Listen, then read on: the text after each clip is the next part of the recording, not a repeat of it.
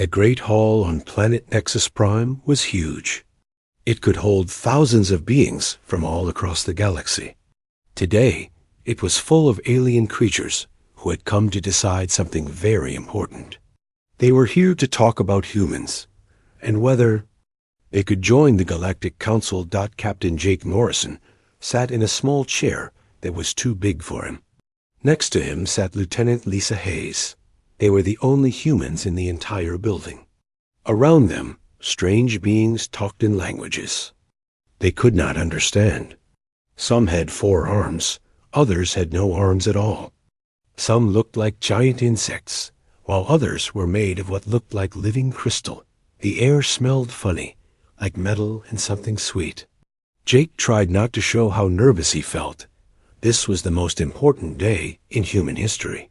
If the aliens said yes, humans would be part of a community that stretched across the stars. If they said no, Earth would stay alone. A tall alien walked to the center of the room. He had blue skin and 4 arms that moved like snakes. His name was Ambassador Zexthul, and he was from the Chronari Empire.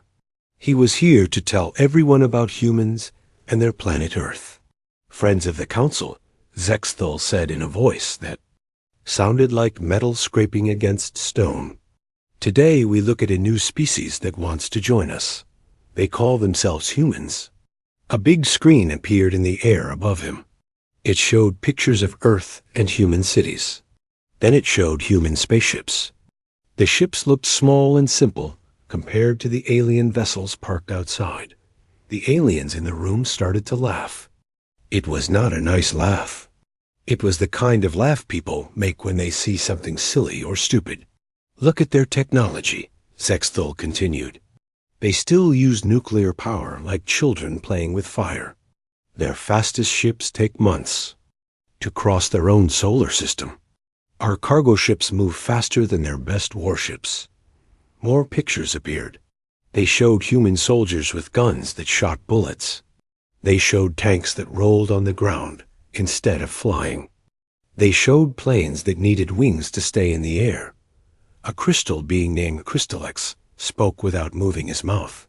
His thoughts went directly into everyone's mind.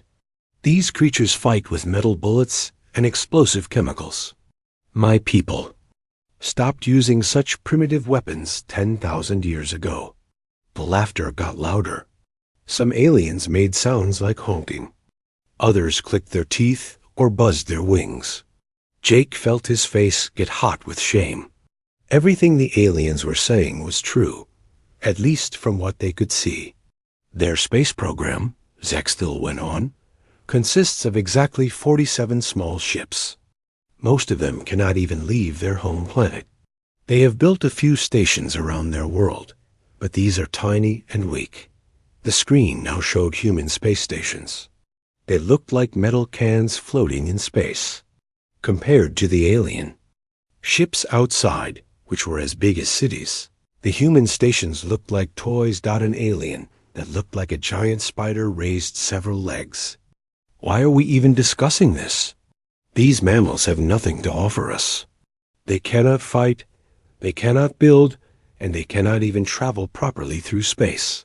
Perhaps, said another alien with a voice like singing, we should suggest they become entertainers instead. Their primitive ways might amuse our children. The whole room erupted in laughter again. Jake saw Lisa's hands make fists in her lap. He wanted to stand up and defend humanity, but he knew it would only make things worse. The aliens had already made up their minds. Zexthul raised all 4 arms for quiet. The Chronari Empire has studied these humans carefully. They have one small moon around their planet. They have sent a few tiny probes to nearby worlds. This is the extent of their space exploration after decades of trying. What about their military? Asked a creature that looked like a walking tree. Laughable, Zexthul replied. They fight wars on the surface of their planet, using vehicles that cannot fly. Their most powerful weapons could barely damage the hull of a scout ship.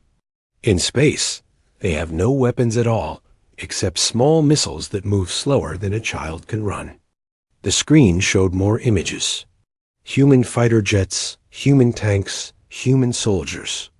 To the aliens, it all looked like cavemen with sticks and stones. "The question before us," Zextil announced, "is whether these humans deserve a place in our advanced civilization. Can they contribute anything useful? Can they defend themselves or their allies? Can they even survive in the larger galaxy?" One by one, the alien representatives stood to give their opinions. None of them were good. "They would be a burden," said one. "They would need constant protection," said another. "They might contaminate our technology with their primitive ideas," said a third. Jake listened to it all. Hours passed as alien after alien explained why humans were not good enough. Some were mean about it. Others acted like they felt sorry for humans, the way people feel sorry for pets that are not very smart. Finally, it was time to vote. Zextil called for all who wanted to accept humans into the Galactic Council to raise their hands, claws, tentacles, or whatever they used to show agreement. Not a single alien moved. All opposed? Zextil asked. Every single alien in the room raised something to show they voted no. The sound of their movement was like thunder. "The vote is unanimous," Zextil announced. "Humanity's application to join the Galactic Council is rejected. Perhaps in 1,000 years, when they have developed real technology, they may try again." The aliens began to leave, still laughing and making jokes. Jake heard words like primitive and pathetic and amusing. Some aliens patted him on the head as they walked by, like he was a cute animal at a zoo. Soon, only Jake and Lisa were left in the huge empty hall. The silence felt heavy after all the noise and laughter. "Well," Lisa said quietly, "that went exactly as planned." Jake nodded. "Admiral Sullivan will be pleased. They bought every bit of it." The two humans walked toward the exit, their footsteps echoing in the empty space. Behind them, the screen still showed images of humanity's primitive technology. But Jake was smiling now. If only the aliens knew what was really waiting for them back on Earth. 3 weeks later, Captain Jake Morrison's ship arrived back at Earth. The journey from Nexus. Prime had given him lots of time to think about what happened at the Galactic Council.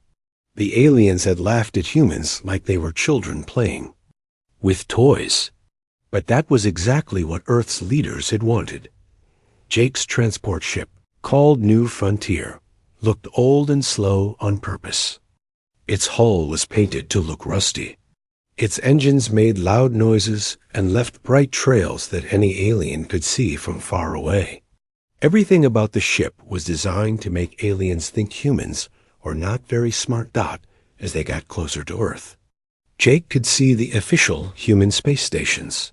They looked small and simple, floating around the planet like metal boxes. Any alien watching would think this was all humanity had built in space. They would never guess the truth. Armstrong Station was where all the fake meetings happened. It was where humans brought alien visitors to show them how primitive Earth technology was. The station had old computers, simple weapons, and basic life support systems. Everything was designed to make aliens think humans were hundreds of awe. Years behind the rest of the galaxy. Jake docked his ship and went through the normal entry procedures. The guards wore simple uniforms and carried basic energy weapons that looked like toys compared to alien technology. But Jake noticed the small signals they made with their hands. These were not simple guards. They were highly trained special forces soldiers. "Welcome back, Captain," said the station commander, Colonel Pete Davis. "I trust your performance was convincing?" "Very convincing," Jake replied. "They dismissed us completely. Some of them felt sorry for us. Others just thought we were funny." Colonel Davis smiled. "Perfect. Admiral Sullivan is waiting for you in Section 7.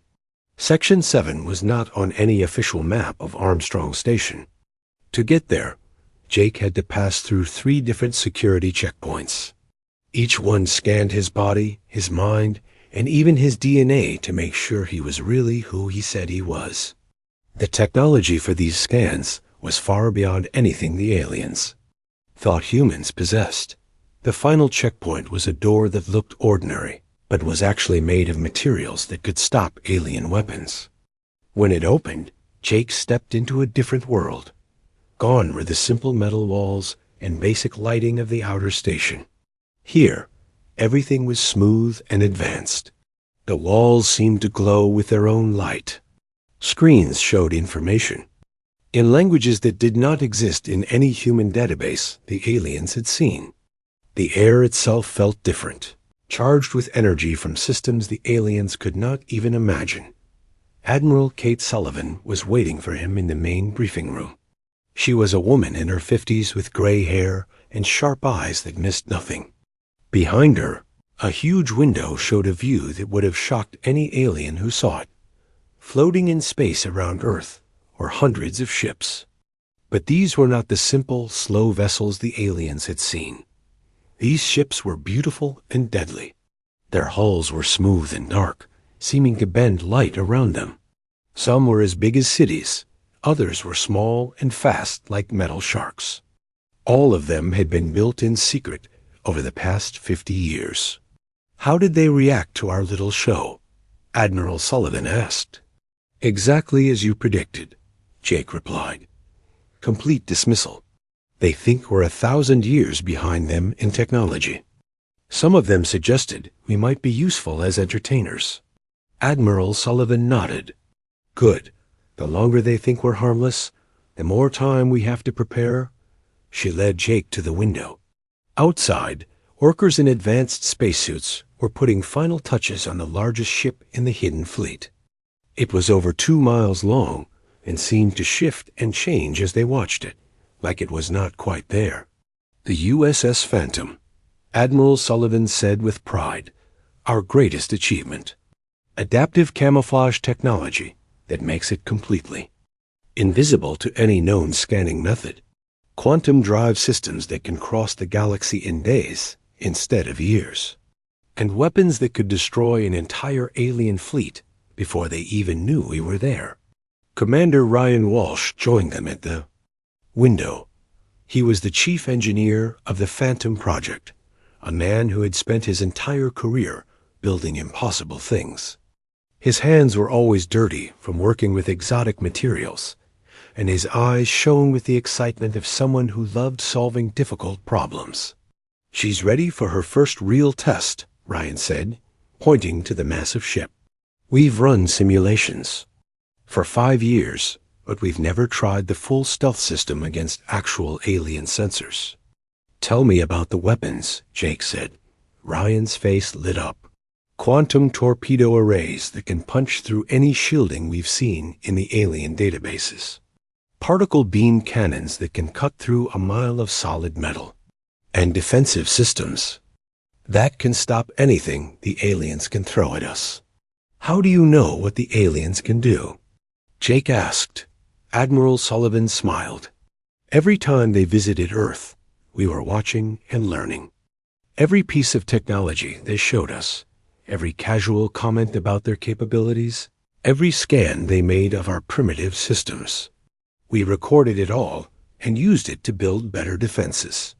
She led them to another room filled with screens and computers. The walls were covered with information about every alien species in the Galactic Council. There were detailed studies of their weapons, their ships, their military tactics, and their weaknesses. The Chronari think they're energy. Shields are unbeatable, Admiral Sullivan explained, pointing to one screen. But we discovered they have a specific frequency that disrupts their shield harmonics. One quantum torpedo tuned to that frequency, and their shields collapse completely. The crystal beings believe their telepathic networks make them perfect coordinators in battle, Ryan added. But telepathy can be jammed with the right kind of electromagnetic field. We can cut their communications and leave them fighting blind. Jake looked at all the information. It was incredible how much humanity had learned while pretending to be stupid. How long have we been planning this? Since the day we detected the first alien signals 50 years ago, Admiral Sullivan replied. We knew that first contact would be dangerous. Species advanced enough to travel between stars might not be friendly to newcomers. So we decided to appear weak while building strength in secret. She showed him more screens displaying the hidden shipyards around the solar system. There were construction facilities in the asteroid belt, hidden bases on the dark side of the moon, and underwater factories on Earth that no satellite could detect. We've been preparing for every possibility. She continued. If they wanted to trade, we would have partners. If they wanted to ignore us, we would have time to grow stronger. And if they wanted to conquer us, we would be ready, Jake finished.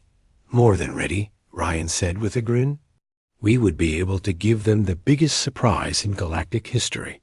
Admiral Sullivan activated a communication system that connected to secret bases throughout the solar system. All stations, this is command. Begin Phase 2 preparations. Our guests may decide to return sooner than expected. Across the solar system, hidden facilities began to wake up. Ships that had been waiting in stealth mode started charging their weapons. Soldiers who had trained in secret for decades prepared for the possibility of real combat. Earth's true defense network came online for the first time. There's something else, Admiral Sullivan said to Jake. Our long-range sensors have detected unusual activity in Chronari space.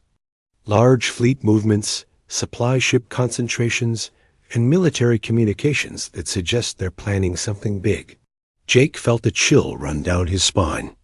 You think they're coming back? I think they've decided we have something they want, Admiral Sullivan replied. Our solar system has resources they could use, and they think we're too primitive to stop them from taking whatever they please. She walked back to the window where the USS Phantom waited in the darkness of space. If they come, they're going. To learn that humanity is full of surprises. We've spent 50 years preparing for this moment. We've built ships they can't see, weapons they can't stop, and strategies they can't predict. Jake joined her at the window. What are your orders? Admiral, get some rest, Captain. Tomorrow, you take command of the Phantom. We're going to conduct some exercises that will test every system we've built. Because if the aliens are really planning to invade, we need to be ready to show them exactly what happens when someone underestimates humanity. Outside the window, the hidden fleet of Earth waited in silent readiness. Soon, the galaxy would learn that humans were much more dangerous than they appeared. 6 months had passed since the humans were rejected by the Galactic Council. In the deep space beyond Earth's solar system, something was moving through the darkness. It was huge, bigger than anything humans had ever seen in space before. Commander Vextar stood on the bridge of his flagship, the Destroyer of Worlds. Through the massive windows, he could see his fleet spread out across space like a metal cloud. 200 warships, each one powerful enough to destroy a planet. The largest ships were 5 miles long and bristled with weapons that could melt mountains. Vextar was a Chronari, like Ambassador Zexthul, who had spoken at the council. But where Zexthul was a diplomat, Vextar was a warrior. His blue skin was covered with scars from 100 battles. His forearms were thick with muscle, and his eyes glowed with the excitement of coming combat. Commander, said his second-in-command, a younger Chronari named Subtol. We will reach the human solar system in 6 hours.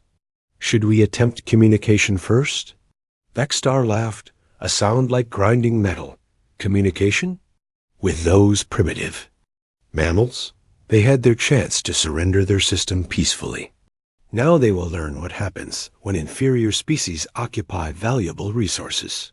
He turned to look at the tactical display that showed the human solar system. Earth hung in, the center like a blue jewel, surrounded by its pathetic defenses. The display showed 47 human ships, exactly as the intelligence reports had said. Most of them were clustered around Earth and Mars, trying to look threatening with their simple weapons. "Look at them," Vextar said to his officers. "There, trying to form a defensive line with ships that my smallest fighter could destroy. This will not be a battle. This will be a demonstration of superior power." Subtal studied the readings. "Their largest ship is only 300 meters long. Our main guns could vaporize it with a single shot. Why did the Empire send such a large fleet for such a weak enemy?"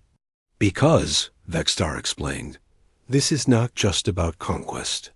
This is about sending a message to the entire galaxy. When other primitive species see what happens to humans who dare to dream of joining the Council, they will know their place." The bridge was filled with Chronari officers, all of them experienced warriors who had conquered dozens of worlds. They looked at the human defenses with amusement. Some of them were already planning how they would spend their share of the riches from Earth's oceans and metals. "Commander," the communications officer reported, "we are receiving transmissions from the human fleet. They appear to be trying to coordinate their defense." "Let me hear," Vextar commanded. The bridge speakers crackled with human voices speaking in their simple language. The Chronari translation computers turned the words into something Vextar could understand. "All ships, this is Admiral Kate Sullivan. Maintain defensive positions around Earth. Do not engage until they fire first. We need to buy time for civilian evacuation." Vextar roared with laughter. "Civilian evacuation? They think they can hide their people from us? There is nowhere in their tiny system they can run that we cannot follow." Another human voice came through the speakers.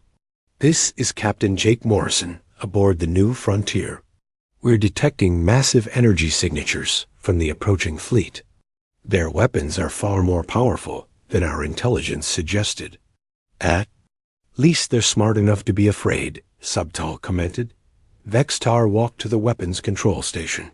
"Prepare all main batteries. Target their orbital stations first. We want them to watch their defenses crumble before we demand their surrender."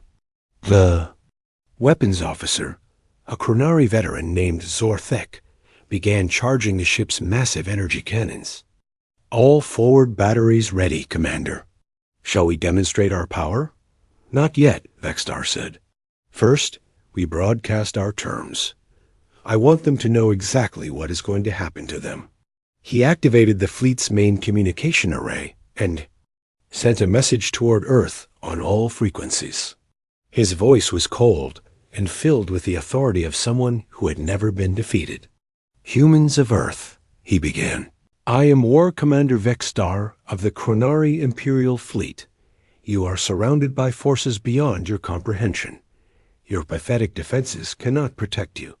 You have one choice: surrender completely and accept slavery, or be destroyed." He paused, letting the words sink in. "You have 1 hour to respond. If you do not surrender, we will destroy your orbital stations, your ships, and your cities. Your species will serve the Chronari Empire as workers and servants, if you are fortunate enough to survive." The message ended, and Vextar waited for the human response. He expected begging, pleading, perhaps offers to negotiate. What he got was silence. "No response, Commander," the communications officer reported after 30 minutes. "Stubborn mammals," Vextar muttered. "Very well. We will teach them the price of defiance." He gave the order to advance. The Chronari fleet moved forward in a loose formation, not bothering with complex battle tactics. Against such weak opposition, they simply needed to get close enough for their weapons to be effective as they approached Earth's orbital space. Vextar could see the human ships more clearly. They looked even more pathetic up close. Their hulls were rough and unpolished. Their weapons were tiny compared to Chronari firepower. Some of the ships actually looked like they were held together with welded metal plates. "This is almost sad," Subtal commented. "They're so outmatched, It's not even fair. Fair? Vexstar replied. This is conquest, not sport. Fair has nothing to do with it. The human fleet was now visible on the main screen. 47 small ships trying to protect an entire world. Some of them were moving into attack formation, their simple weapons powering up. Others seemed to be retreating, perhaps trying to escape to the outer planets. Commander, the sensor officer called out, the humans are broadcasting on all frequencies. It sounds like military communications. Vexstar listened to the intercepted messages. The humans were coordinating their defense, giving orders to their ships, trying to sound brave in the face of certain destruction. Their voices were tight with fear, but they were not surrendering. Brave but foolish, he said.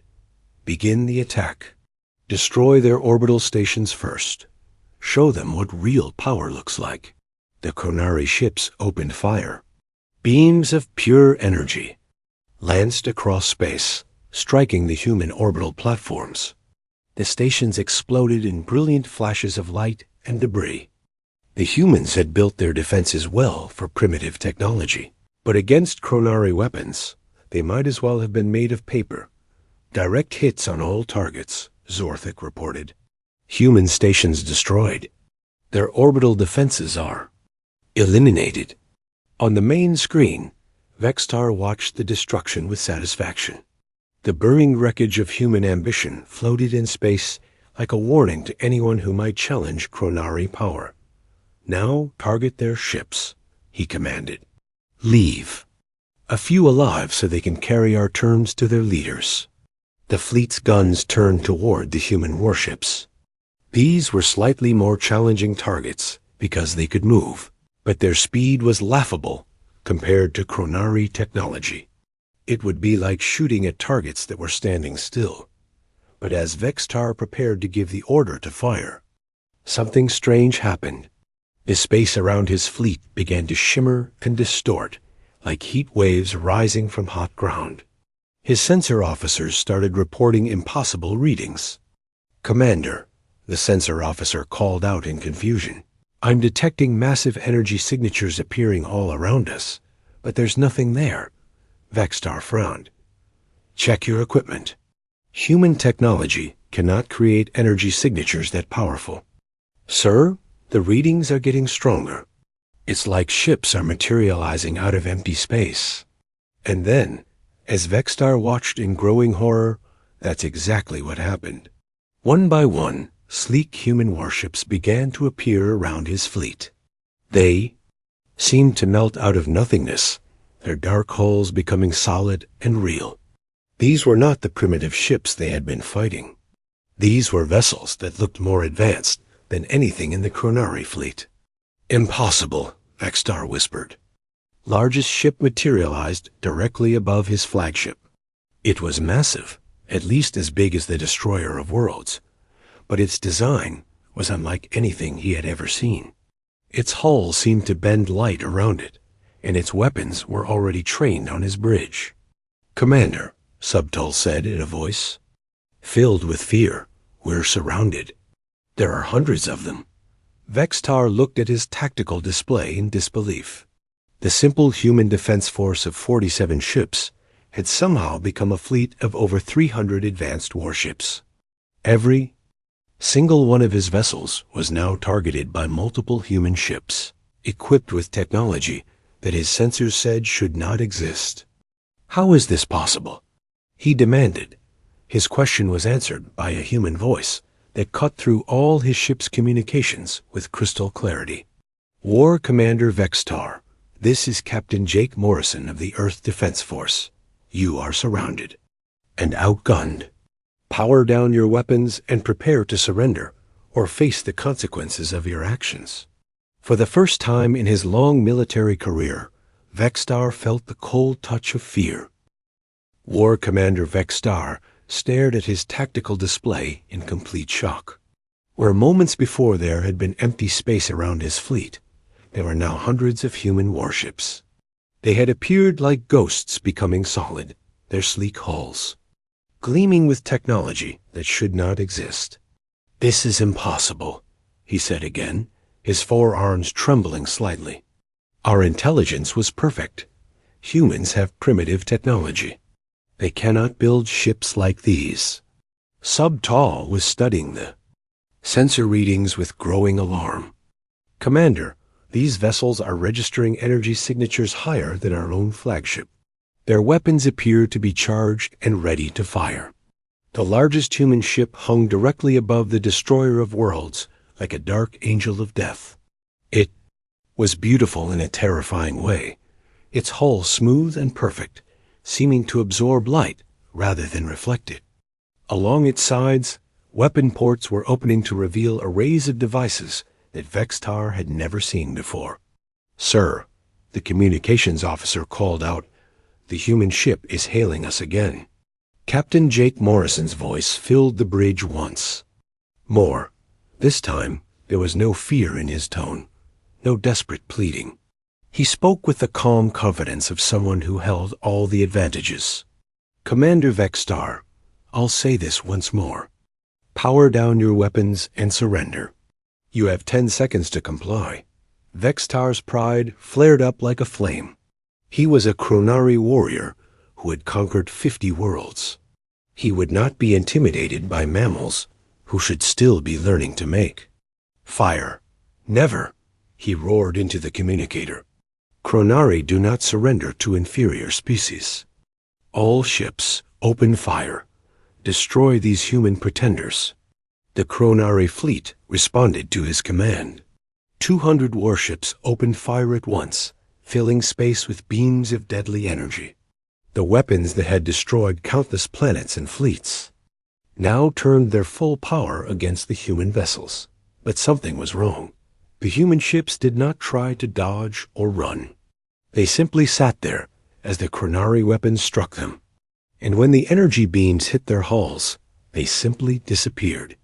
The attacks were being absorbed or deflected by defensive systems that worked like nothing Vextar had ever seen. "Direct hits on multiple targets," Zorthik reported in confusion. "But sensors show no damage to any human vessel." "Impossible," Vextar snarled. "Nothing can withstand that level of firepower." Captain Morrison's voice came through the communications again, and this time there was amusement in his tone. "Is that the best you can do? Our turn." The human fleet opened fire. What happened next would be remembered in galactic history as the shortest space battle ever recorded. The human weapons were unlike anything that Chronari had faced.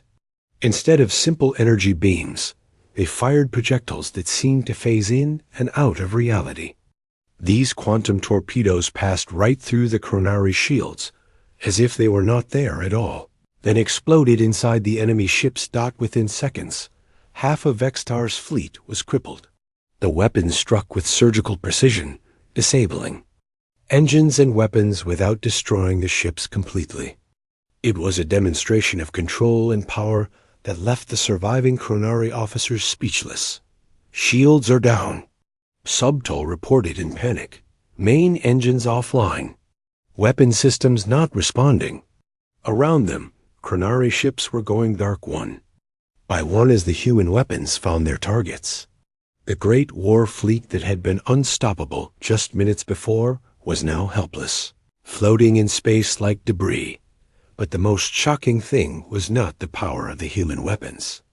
It was how precisely they were being used. The humans could have destroyed every Chronari ship instantly, but they chose not to. They were disabling the fleet with the skill of surgeons, showing a level of control that demonstrated just how advanced their technology really was. "Commander," the sensor officer called out in a shaking voice, "long-range scans are detecting more human ships approaching from all directions. Hundreds more. They've been hiding throughout their entire solar system." Vextar looked at the tactical display and saw the truth. The 47 ships they had seen were just a tiny fraction of humanity's real fleet. As he watched, more vessels decloaked from behind asteroids, from within the rings of the outer planets, from positions throughout the solar system. Earth had not just hidden a few advanced ships, they had hidden an entire space navy. How long? He whispered, "How long have they been planning this?" His answer came from Captain Morrison, whose ship was now close enough that Vextar could see its bridge through the viewport. 50 years, Commander. 50 years of watching, learning, and preparing for species like yours, who think might makes. Right. Admiral Kate Sullivan's voice joined the conversation. Every time your people visited our world, we were studying you. Every piece of technology you showed us, every casual comment about your capabilities, every scan you made of our systems. We recorded it all. Commander Ryan Walsh's voice came from another human ship. Did you really think we would show you our real technology when you first made contact? We're not that stupid. Everything you saw was carefully designed to make you underestimate us. Vextar felt like the universe was spinning around him. The diplomatic mission, the technology demonstrations, the council meeting, all theater, Captain Morrison confirmed.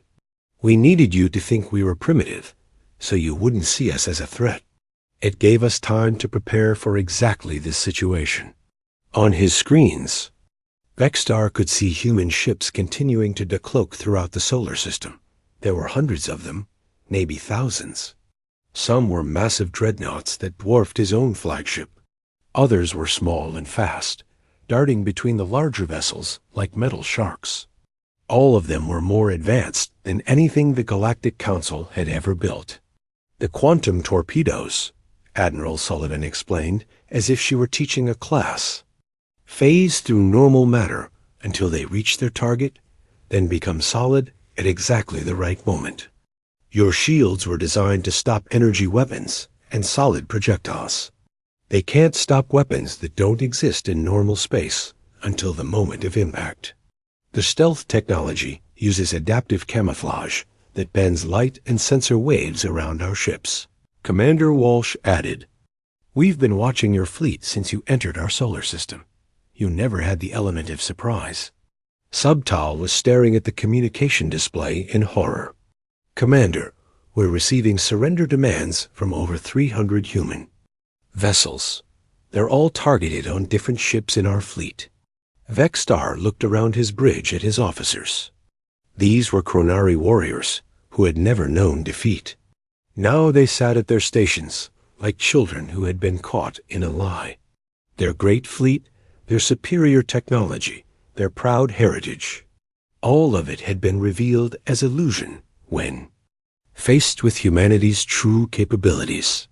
"Sir," Zorthik said quietly, "what are your orders?" For a long moment, Vextar said nothing. He thought about his options. He could order his remaining ships to fight to the death, but it would accomplish nothing except getting his people killed. The humans had already demonstrated they could destroy his entire fleet whenever they chose to do so. He thought about trying to escape, but human ships surrounded them in all directions. Even if his engines had been working, the human vessels were clearly faster and more maneuverable than anything the Chronari had built. Finally, he thought about the greater implications of what had just happened. If humans could build this level of technology while pretending to be primitive, what else could they do? What other surprises were they hiding? How many other species in the galaxy had made the same mistake the Chronari had just made?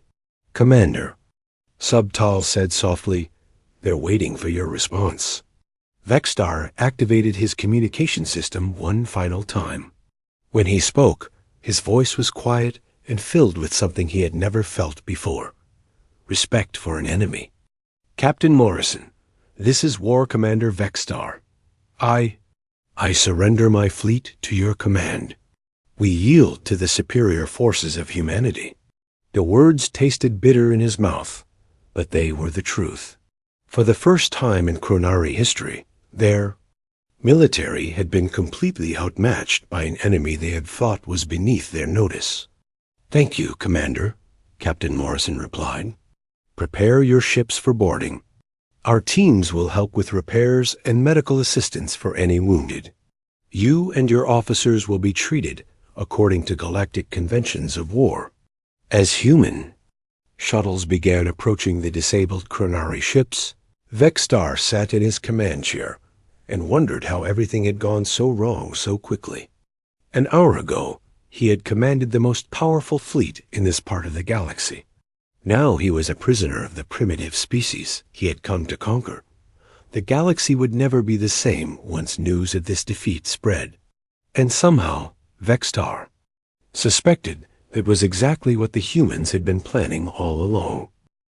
News of the Chronari fleet's defeat spread across the galaxy faster than light itself. Within days, every species in the Galactic Council knew that humanity had destroyed 200 of the most advanced warships in known space, without losing a single vessel of their own. The reaction was immediate and dramatic. Species that had laughed at human technology just months before now spoke in hushed whispers about the sleeping giant that had awakened in the Sol system. Military leaders across the galaxy began asking uncomfortable questions about their own defenses and whether they had made the same mistakes as the Chronari. On Nexus Prime, the Galactic Council building was in chaos. Emergency sessions were being called every few hours as new reports came in about humanity's true capabilities. The same chamber where aliens had mocked human primitive technology now echoed with nervous conversations and worried debates. Ambassador Zextil stood before the assembled delegates, but this time he was not presenting evidence of human weakness. Instead, he was trying to explain how the intelligence had been so completely wrong. The humans, he said, his voice shaking slightly, appear to have been conducting a deception operation for over 50 years. Everything we observed about their technology was carefully designed to make us underestimate their true capabilities. The crystalline being called Crystalex projected his thoughts to the assembly, but where before his mental voice had been full of amusement, now it carried fear. If they could hide this level of advancement while appearing primitive, what else might they be hiding? How many other species have we dismissed that might possess similar capabilities? A delegate from the spider-like Arachnid Confederation raised several legs to speak. The question is not what they were hiding. The question is what they plan to do now. A species with this level of technology could threaten every world in the galaxy. The chamber erupted in nervous chatter. For the first time in galactic history, the Council was faced with a species that had power they had not expected and intentions they could not predict. 3 weeks after the battle, a small human ship approached Nexus Prime. It was the same transport vessel that had brought Captain Jake Morrison and Lieutenant Lisa Hayes to their first Council meeting. But this time, the humans were not coming as supplicants begging for membership.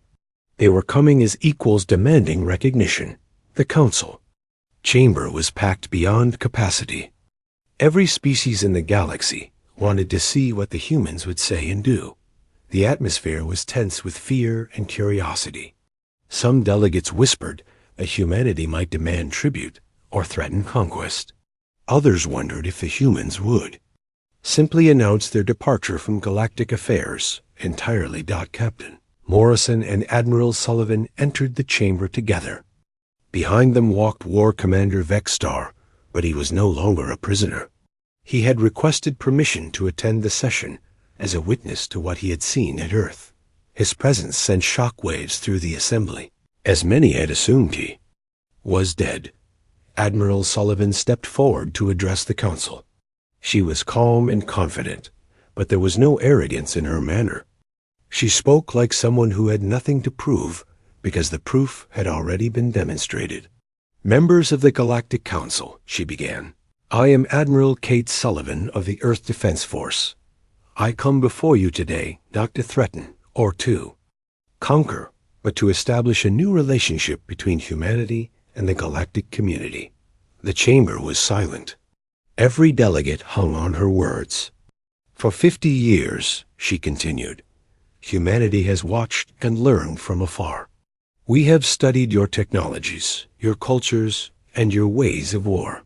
We have prepared for every possibility, including the one that recently occurred when the Chronari Empire decided to test our defenses.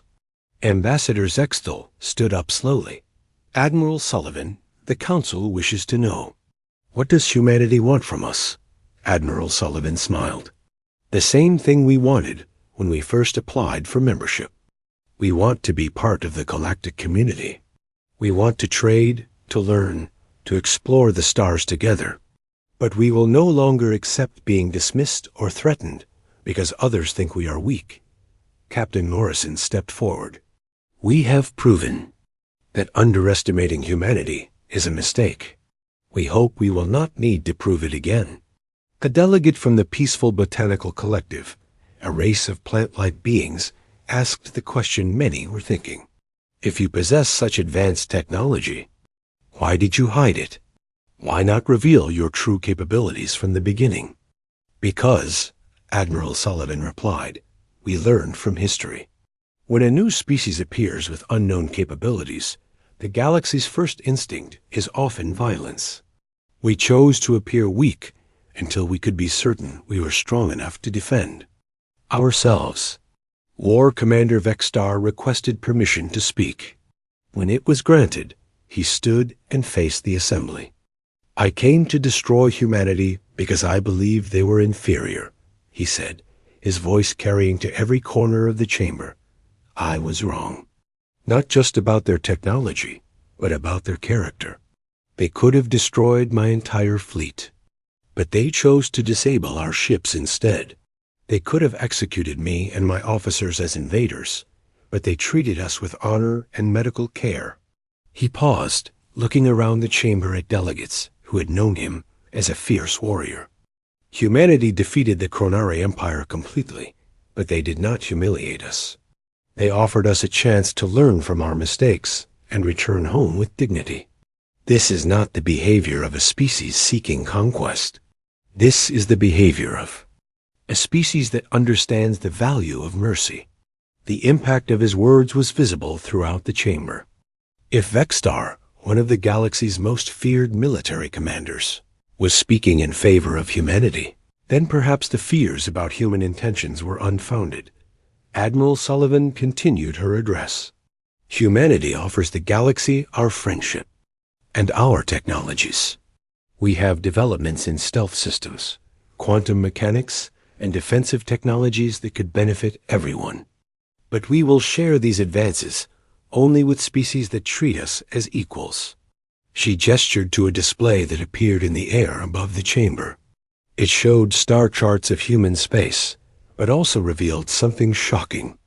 There were human colonies and outposts spread throughout the galaxy, far beyond Earth's solar system. We have not been idle during our 50 years of preparation, Admiral Sullivan explained. Human explorers and scientists have been quietly establishing research stations and colonies in uninhabited systems throughout galactic space. We have been studying, learning, and growing while you believed we were confined to our home system. The revelation sent another wave of shock through the assembly. Humanity had not just hidden advanced technology. They had hidden an entire interstellar civilization. How many colonies? Asked the delegate from the Mechanical Convergence, a race of artificial intelligences. 47 star systems, Captain Morrison replied, all in regions previously thought to be uninhabitable or worthless. We have learned to thrive in environments other species considered impossible. The session continued for hours as the Council grappled with a new reality. The species they had dismissed as primitive had not only built technology that surpassed their own, but had quietly established a presence throughout the galaxy while remaining completely undetected. Finally, the Council called for a formal vote on humanity's membership application. This time, there was no laughter, no dismissive comments, no jokes about primitive mammals. The delegates spoke in serious, respectful tones as they considered their decision. When the vote was called, every single delegate raised their hand. Claw, tentacle, or appendage in favor of accepting humanity into the Galactic Council with full membership and all rights and privileges. Admiral Sullivan accepted the decision with grace. Humanity is honored to join the galactic community as equals. We look forward to a future of cooperation, exploration, and mutual growth. As the session ended and the delegates began to leave, many approached the human delegation to request private meetings. Some wanted to discuss technology exchanges. Others sought defensive alliances. A few simply wanted to apologize for their previous attitudes. The galaxy had learned a valuable lesson. Appearances could be deceiving, and underestimating a species based on what they chose to show could be a fatal mistake. Humanity had proven that intelligence, patience, and careful planning could overcome apparent disadvantages. As Captain Morrison and Admiral Sullivan prepared to return to Earth, they knew they were leaving behind a galaxy that would never again make the mistake of dismissing a species as primitive without very careful consideration. The humans had not just won a battle or gained membership in the Council. They had fundamentally changed how the galaxy thought about power, technology, and the importance of never underestimating an opponent who appeared weak. The stars themselves seemed different now, full of new possibilities and new relationships between species that had learned to see each other with fresh eyes. Humanity had taken its place among the stars not through conquest or aggression, but through patience, planning, and the wisdom to know when to reveal their true strength. Galaxy would never underestimate humanity again.